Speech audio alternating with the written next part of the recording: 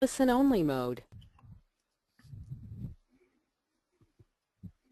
Welcome everyone to today's webinar, Talking Tablets, iPads, iPhones and Emerging Alternatives for the Mobile Business User, sponsored by GoToMeeting. I'm James Kirby, Managing Editor of Business Spectator, and I'll be your moderator today. Now, while we're waiting for the last people to file in, I'll just run through some housekeeping. First, to keep the note-taking to a minimum and the interaction to a maximum, we'll be providing you with a link tomorrow to the recording of this live session. And speaking of interaction, please take the opportunity throughout the webinar to write the panelists a question by using the control panel on the right-hand side. As always, we'll do our best to answer all the questions you ask, but it may not be possible to respond to each and every one in the session, so apologies up front for that. Today are Karis Palmer from Business Spectator, who is also the editor of Online Banking Review, and Niraf Bhatt, technology analyst and well-known product reviewer. Welcome to you both, and welcome to our audience. I'd like to just first introduce Karis, who's going to give us a slide presentation, and she's going to cover some of the key issues that we've tried to put to you today. We know that you're interested in tablets and the key developments in the business and banking markets, and it's our view at Business Spectator that banking will probably lead the field here. We know in the past, in terms of all the technology breakthroughs that have been important to business, if you go back through ATMs and FPOS machines and back up through computer banking, the bank sector does tend to lead the way. And we expect them to do something similar on tablets and indeed variations of tablets such as that are coming through. We're starting to see such things as the Samsung, the Galaxy's items that are coming through now. So we're starting to see iPads coming through in different shapes and styles, and that's something that Karis will cover. We'll also try and look at whether the workforce can be connected through smartphones and what is the best way to use. So should staff have both phones and tablets? Should they have a mixture of both? And the applications, how does a company look at the idea of an iPad app? Who should do it? At what point do the economies of scale kick in that a iPad app or an app of any type makes sense for a business? And we'll also look at some of the devices that are coming through the market. Every day we know there are new devices being announced by the key technology makers. So these are some of the issues I hope you will learn from today. You will also ask us questions, I expect, and our panelists will try their best to answer them for you. I'd like now to hand you over for a short presentation to Karis, and she's going to run through some of these issues in a slide presentation. Karis. Thank you, James, and thanks to the audience for dialing in today. I really wanted to talk, and obviously my expertise is particularly in banking, and I wanted to talk specifically to how banking's evolved, because ironically when we look at all of these things, banking was actually quite slow to come to mobile. Mobile banking, has been around for a long time, since, the first iterations of mobile banking, which were on WAP devices. There were a few early failures, and I think, it was a case of once bitten, twice shy. Really what's changed that is that as banks have started to dip their toes into looking at mobile as a channel, they've seen some phenomenal growth rates. And this slide really shows the fact that, whilst other channels, and particularly take 10 years to get to the point where it is today, and whereas when we look at mobile, we're seeing sort of 33% exponential growth rates, which is beyond any level of growth for a particular channel that the industry's seen, and so you could assume that there'd be some carryover into other sectors. Moving on from that, the other thing that we've seen is phenomenal growth in terms of the app market, and so, even if you don't necessarily buy that mobile will be a major channel or sort of a channel that supersedes other channels, which generally it isn't, you can't help but see the growth in the app market and look at the types of apps and the opportunity there, particularly as a business on its own. And we yet to see any banks kind of make revenue out of apps, but they're certainly using it as a channel, but we are seeing other businesses look at the app market quite closely. Looking at the strategy in terms of where banks are investing, it's really a case of they've made a lot of different bets, and some banks, in particular ANZ, have really bet most of the money, I guess, on the iPhone and on Apple as a platform, seeing that we've seen the most number of devices in hands being quickly, being growing quickly really on the Apple side. Whereas if you look at a bank like NAB, which again has played with mobile since the early days across a number of different platforms, they've again started to invest further in other platforms. So they're looking at Android, they're looking at other devices, not just devices, but also looking at other platforms. And so it's really a strategic decision to them for both banks that's quite different in terms of where do they invest their money. And I think that's another example that we'll see carry through into other industries as organisations look at mobile. Moving on from that, the other thing we're seeing is not just the multi-platform but multi-device. So we do see banks like St George now building applications specifically for tablet devices, and in this case its specifically example is the iPad application that they have. And beyond that, they're not just offering mobile banking, they're now offering assistance with looking at home, locations, calculators. They've just launched an application that involves a car buying app, so it'll drive you to locations based on the car you want to buy, where you could get a St George finance or credit facility. So the thinking has shifted a little bit from just mobile and just phones to actual tablet devices, and it's early days yet, but they're finally starting to look at things like, well, okay, this is an iPad, it's got much, it's a tablet device, it's got a bigger screen, there's more functionality, so therefore, let's not just offer the basics that we offer now, let's think about the capability of this device and what can we offer that actually is a bit more user-friendly.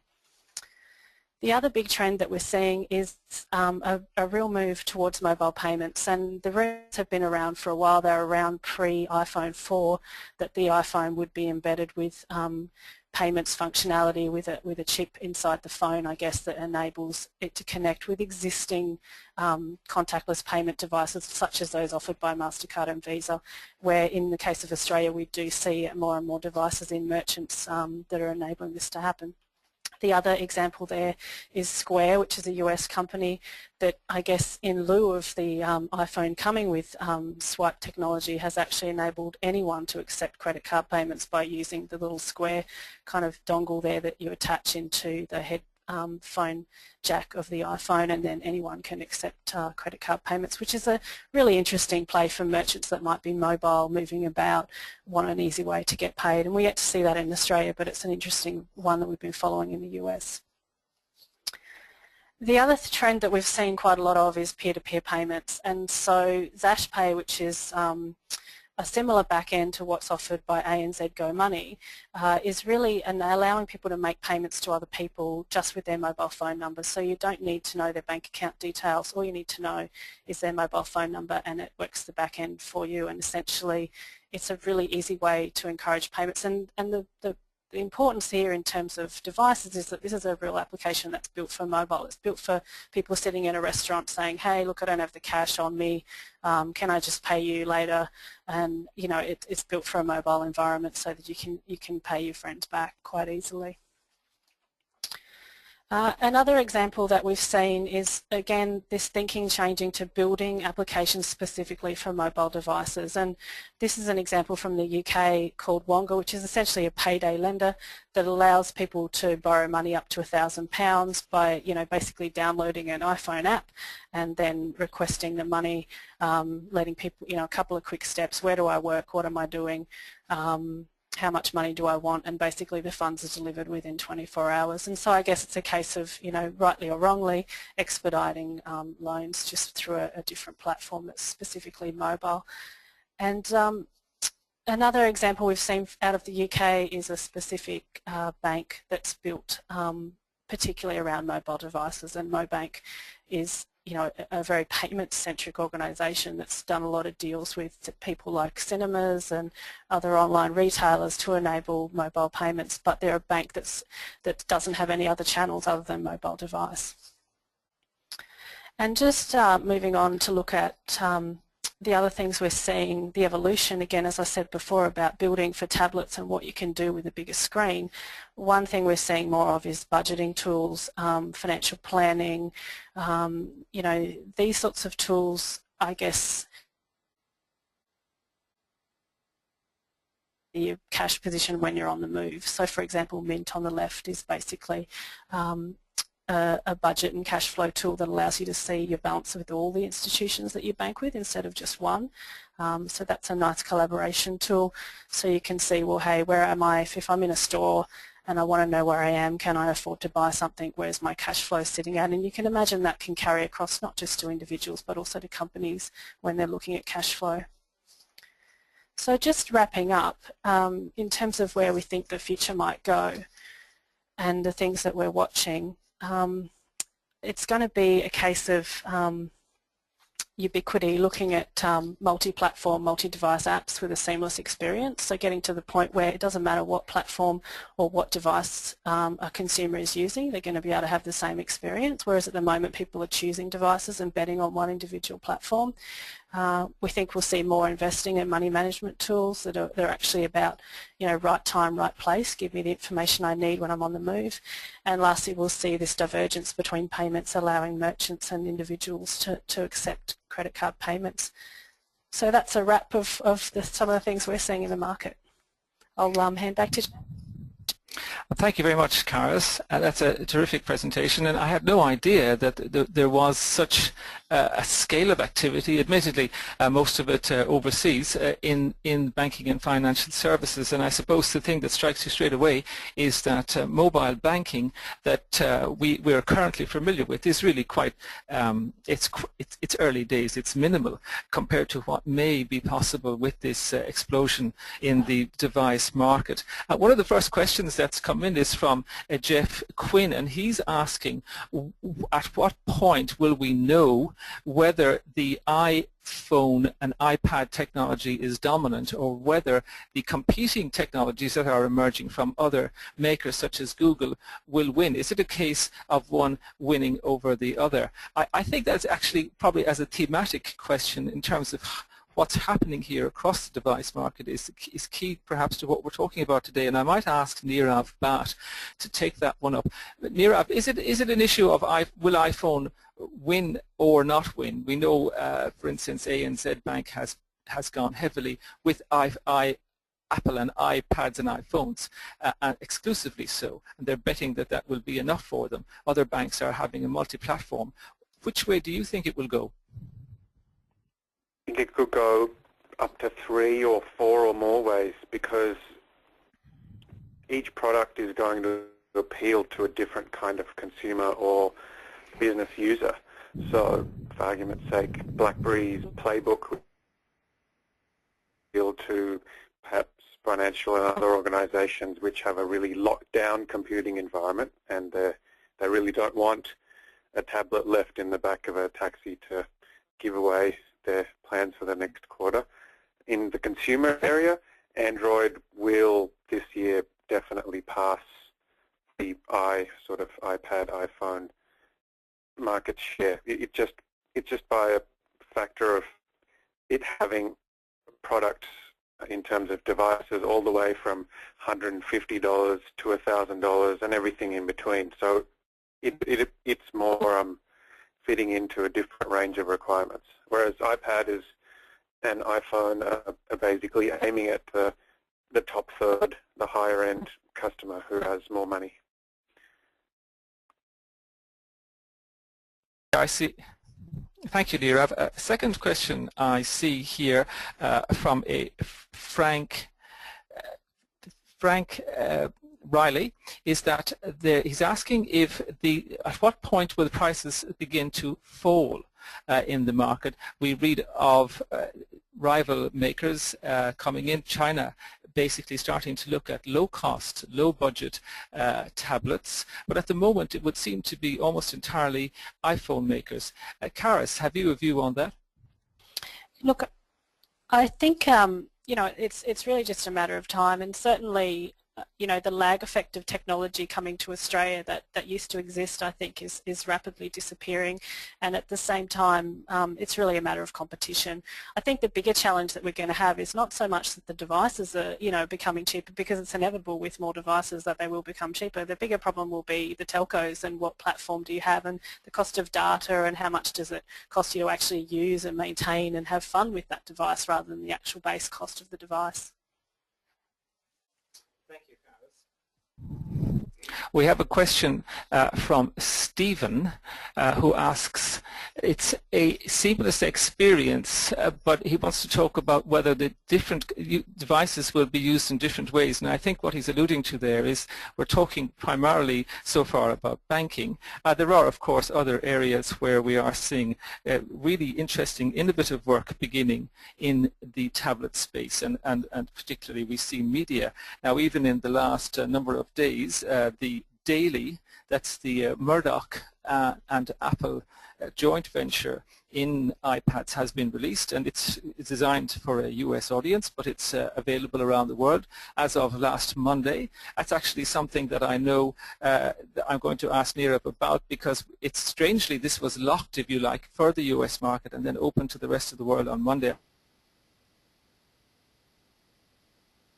Appointment yesterday of formalized appointment yesterday of Greg Highwood, the new chief executive of Fairfax, and one of the first items he mentioned was that he sees great hope for media in the mobile device market, and obviously again with particular reference to tablets.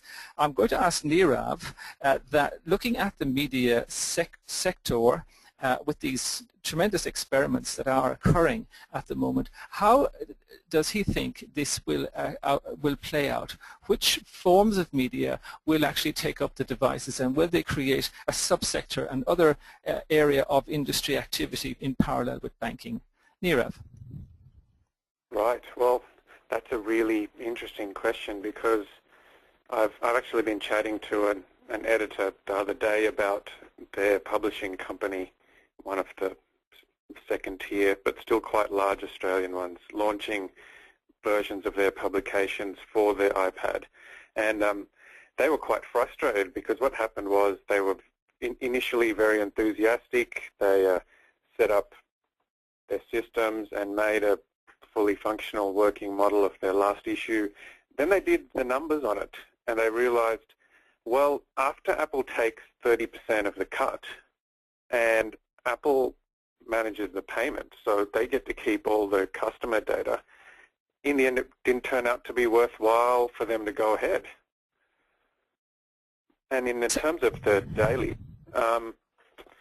I'd probably go with Alan Kohler, who is a Business Spectator writer, who his analysis over the last few days has been, it's an interesting and very bold play, but the sheer costs in terms of tens of millions of dollars and employing lots of journalists means the Daily needs a heck of a lot of subscribers, not just in the first week or the first month, but they can't even churn. They've got to stick with them.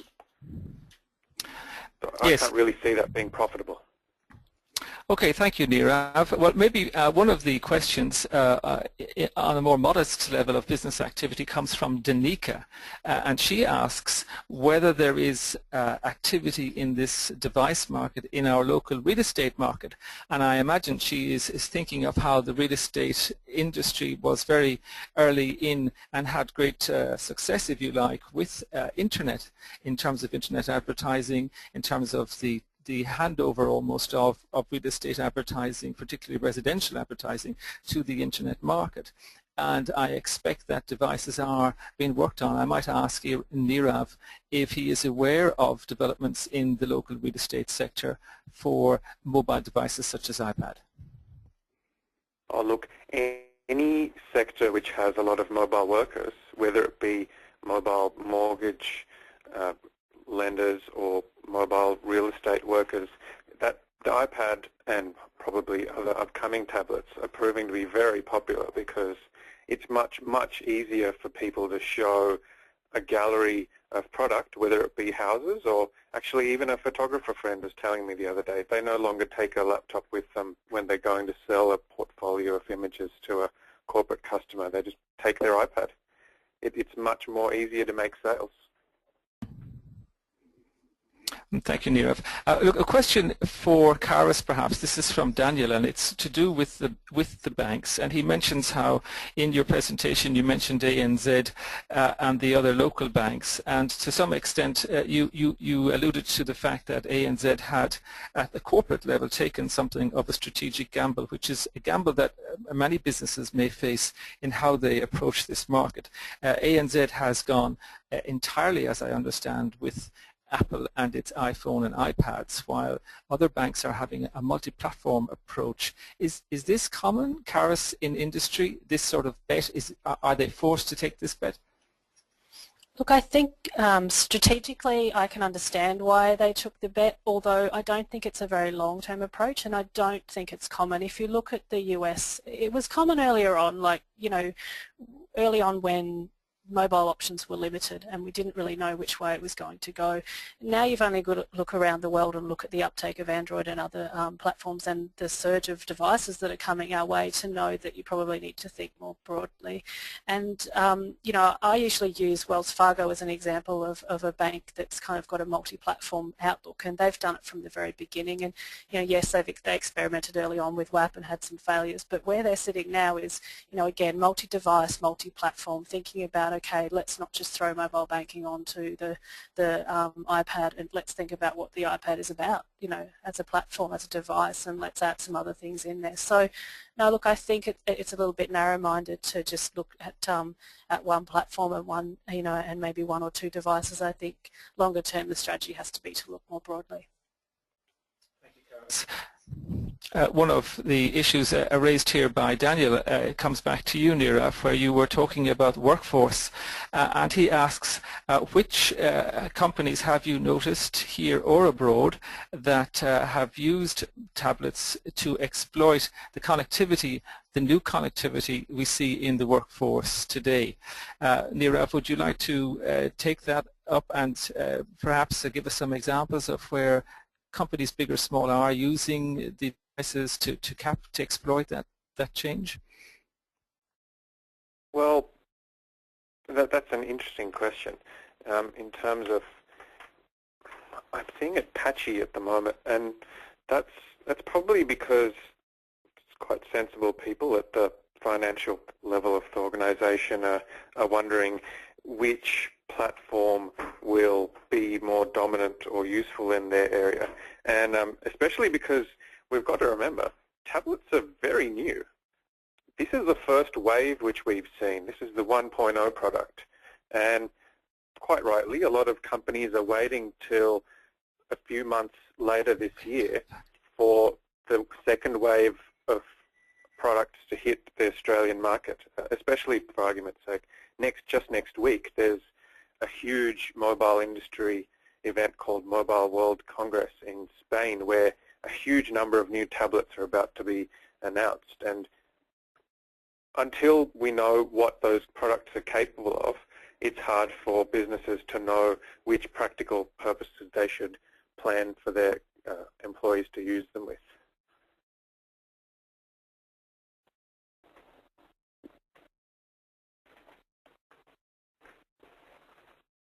Quickly, it is moving so quickly, of course, as you referred to, Nirav. The shows that we're seeing around the world, the big consumer shows, we're seeing new launches all the time, and I imagine it is quite difficult for employers or companies to make those choices. One of the things we addressed earlier on is the issue of applications, and should companies build apps that deliver productivity. One of the things we saw in your presentation, Karis, is that there is attempts, at least in terms of personal productivity, in terms of financial productivity, in terms of consumer products coming through from the device market. Is there anything in the spectrum of banking, perhaps in wealth management, that is being worked on where we might see it getting more precise in terms of portfolio or wealth management, private wealth management? Thanks, James. Yeah, look, we're hearing a lot of chatter around what's happening in the wealth management space. We're seeing banks start to invest in iPads for their wealth managers, for their high net worth kind of facing customers or staff rather. And I think the issue comes down to tablet device is a nice, easy device that you can handle, turn around, show a customer. Without, here, have a look at my computer. It's quite intuitive to hand someone a tablet device and get them to start to interact with it. It's sort of more natural, I guess. The things that it enables are things that we've already seen, so there's nothing.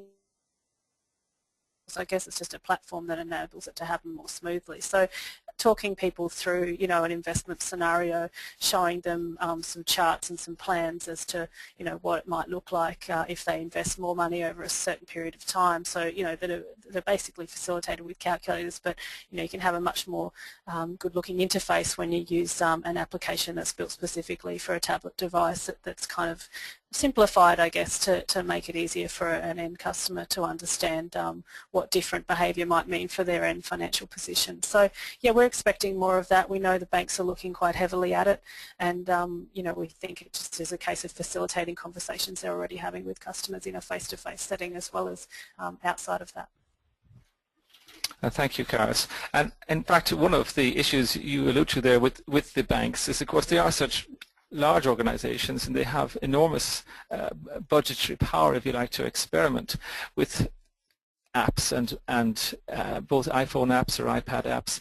We have a question from Jared, which is very good in that it gets to the heart of the matter for many businesses, and he asks, how much does it cost? How much does it cost to make these apps for mobile devices? And I know, Nirav, that at the risk of asking you how long is a piece of string, you might, if you could, give some indication for our listeners the spectrum, the range of what the minimum might be for a phone app and what the minimum might be for a tablet or an iPad app, and it gives people at least some idea of what to expect in terms of their development costs. Thank you. Right. Well, it depends on two areas, really. The first area is which platform you're going for. I was chatting to a Victorian mobile developer just yesterday, and they were saying at the moment a lot of companies are going just for iPad, iPhone, because there are a lot more developers who can pitch for their tender request, as well as because a lot of the Google Android and other devices out there, because they all vary in size and shape and screen and speed, the more devices they have to design for, the more costly it gets very quickly. So at the moment it looks like a lot of people are just going for the iPhone, iPad, and waiting for the other competitors to settle down into a smaller number of high-sale devices.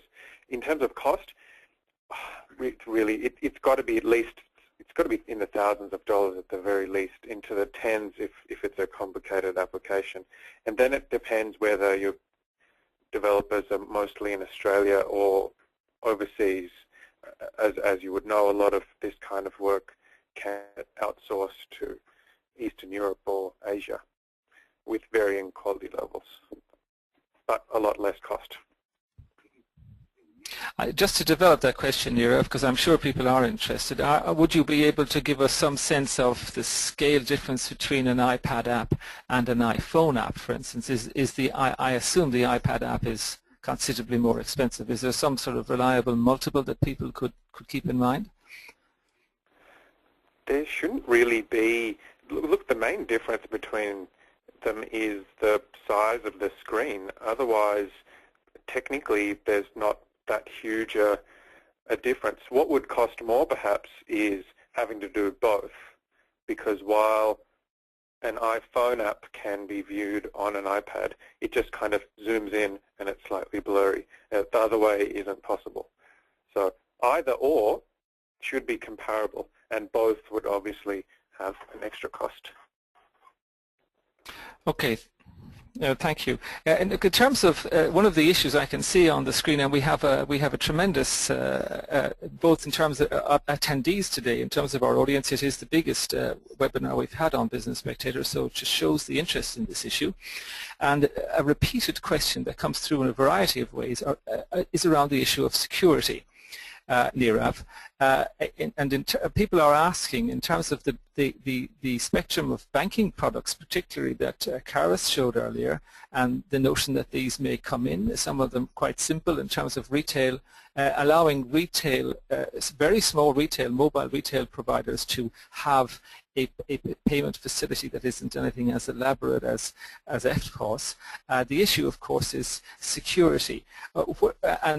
Where are we in terms of IT security on mobile devices, Nirav? Does it move in tandem, or does the security standards come afterwards? Well, the underlying security standards are the same as the ones that work on your desktop, Windows or Mac PC or laptop, in terms of the information being transferred over the Wi-Fi network or the mobile network connected to your tablet. In terms of the actual software, it's up to how well the developer stores the information on the device. Okay. Well, look, just moving slightly off that, but still on the issue of how much it all costs, a very interesting question has come in terms of maybe to some extent a hopeful question, which is Carrie asks, will there be price deflation in the tablets? Will we get prices coming down? We know that up until now, to a large extent, it's been all about Apple and iPad. Then we see some of the Android related systems coming through, and we know that Motorola's Zoom, for instance, coming into the market, but we expect multiple choices in the very near future. So we expect in that situation the prices might come down. I might start with Nirav and ask you, have you any sense of whether the retailers are saying this, whether the big retailers, particularly department stores, are in any way suggesting that we'll see them getting cheaper? And if they are cheaper, will they have the same richness that the iPad currently has? Well, in this area I can be a lot more confident, because having written and worked in the IT journalism space for a lot of years, it is inevitable that whatever is released today will be a lot cheaper in 6 months, and even cheaper so in 12 months. To give you an idea, when DVD players were first released, they were quite a niche product and cost more than $1,000. And today you could go down to your local $2 shop, and in the premium section you'll get them for $29.95. I'm not saying the price will drop that fast, but to give you another example, the Android phone that I bought just almost exactly 2 years ago for about $1,000 is now available in equivalent and actually slightly better specifications for touch over $300. As soon as these products get sold in mass volumes, especially in US, Europe, and Asia, we'll get the price benefits down here in Australia. Karis, there is a question which is quite creative, in that we've been talking all the time about how companies are using, we've really talked about banking, and we've talked to some extent about media and about how they are selling to the wider world.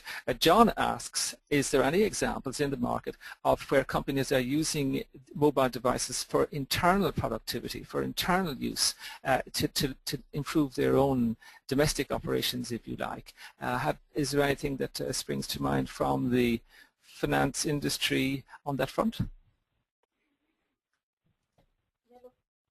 Certainly, James, there's been some movement towards kind of workforce productivity, automation, you know, things like lobby management, managing people coming in and out of a store environment. You know, the other thing we're seeing is internal staff collaboration tools. So services like Yammer and Chatter, which, you know, Salesforce recently launched. There's these sorts of applications that are about bringing staff together wherever they are and getting a conversation going on all the time about what's happening, linking to documents, to interesting stories. And again, these things are really ideally suited to mobile devices, and you get a richness. I mean, with an iPad or a tablet device, you can be linking with a staff collaboration to video and rich content, and these sorts of things are happening more and more. And really, they're essentially, you know, a workforce management and a HR tool and a motivational tool to get staff collaborating. And you know, there's a sense that we're always on, we never switch off. If you can make it a little bit more fun and interactive, and if you're talking about mobile devices that enable rich content, then collaboration and chatter and conversation between staff becomes a lot easier when they're using things like Yammer to actually enable that and prompt that on an ongoing basis. Karis, just delving further into that notion of the collaboration and using the devices as a collaborative tool, you mentioned some organizations.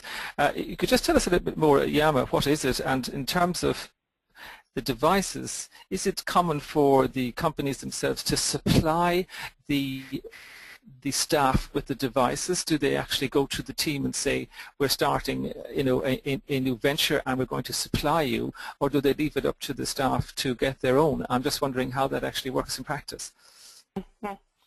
Well, specifically with Yammer, it's, you know, a workforce collaboration tool that is essentially a corporate version of Twitter. So you get 140 characters, you know, you have to be brief.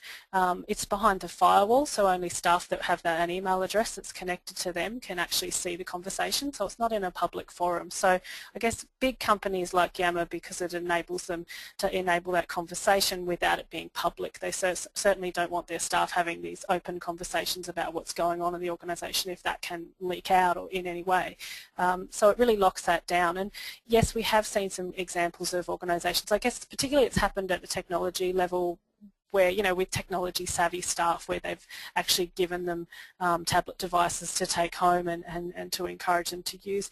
The other phenomenon we continue to see is organisation staff using multiple devices. So we do see bankers walking around, you know, with a BlackBerry and an iPhone. They use both of those devices. They both serve different purposes.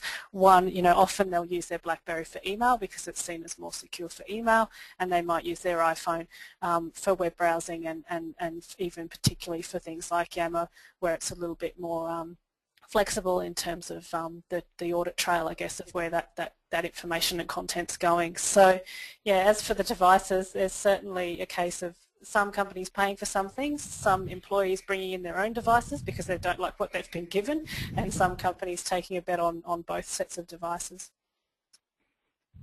So basically, no, the rules are not set here yet.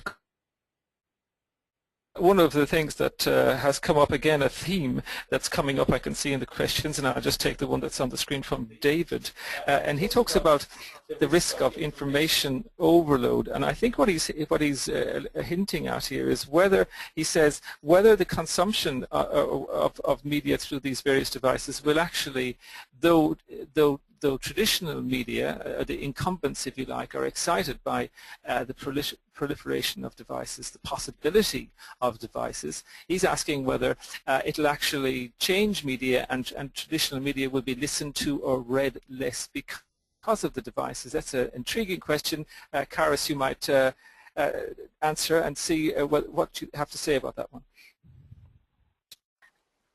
I think it's a really, really good question. One of the early reviews that I've read about the Daily was that it's taking a bet on people being given content that for example, News Corp has decided they want to read. And, you know, whether that's the future of media is the big question. The whole point of having devices and having things that are built for devices, whether it's content or applications, is that they can be more personalised. And so the question then becomes, well, no, it shouldn't be information overload. It should be a case that you can now filter it more easily. And I mean, anyone that's seen Flipboard, if you haven't seen Flipboard for the iPad, go and have a look. Flipboard is about taking all of the things, whether it's your news feeds that you already have set up, your content that you're getting to your Facebook page, your Twitter sort of set up in terms of the types of, you know, for example, a lot of people use Twitter and RSS just to monitor news headlines. they can have that fed through to Flipboard, and Flipboard turns it into a sort of personalised magazine for an iPad. And so, you get this personalised view. And so whilst you could argue on the one hand, yes, it's information overload, on the other hand, you could say, well, you've now got a greater opportunity to tailor and personalise the content that you're getting, so you're not getting stuck in that rut of, oh my goodness, I don't know what to read, there's just too much out there. Actually, I think some of these tools, and if the thinking gets to the point where we're seeing it head, it gets a bit more advanced, then the personalisation will only continue, and as we see more applications built, people will be thinking a little bit more about, okay, well, how do we let people tailor what they want to get, and of course inevitably that means people will move away from packaged content, from newspapers and editors deciding what you read, to them choosing and selecting themselves what they want to read. Okay, thank you, Karis. Certainly, media is, I suppose, to the forefront and probably the most visible changes where devices are making an impact. But I have a question from Mans, and it's directed at you, Nirav, and it's certainly bringing us back from the more theoretical side of what might happen in terms of media to much more pragmatic. And he says, thinking of the NAB, ANZ scenario we mentioned earlier, where ANZ have decided to go exclusively on with Apple, and the NAB are going multi-platform. He asks, is there a cost? What would be the cost if a company gets it wrong? Because in that story with the two banks, one of them obviously will be wrong in the short term. What might be the cost, and how might they rectify it, Nirav? That's an interesting question because of the whole underlying idea of cost and risk. I would argue that both of them, in a way, are better placed than not doing anything at all, because neither knows which area will do best. And even if ANZ is just playing in the Apple, iPhone, iPad arena for now, they're still learning in terms of their developers and in terms of how customers use the apps, how the basics of tablets banking works, which they could then quite easily apply, for argument's sake, if it turns out 20% of their customers buy business banking customers buy a BlackBerry tablet in 6 months. In terms of first principles, the real risk I see is sitting on the sidelines and doing nothing, and having everyone else pass you by, because they're learning and playing on different platforms in a small-scale test, and which they can then apply on a larger scale to the platforms which, as it becomes more clear towards the middle and end of this year, which are getting more traction in the marketplace.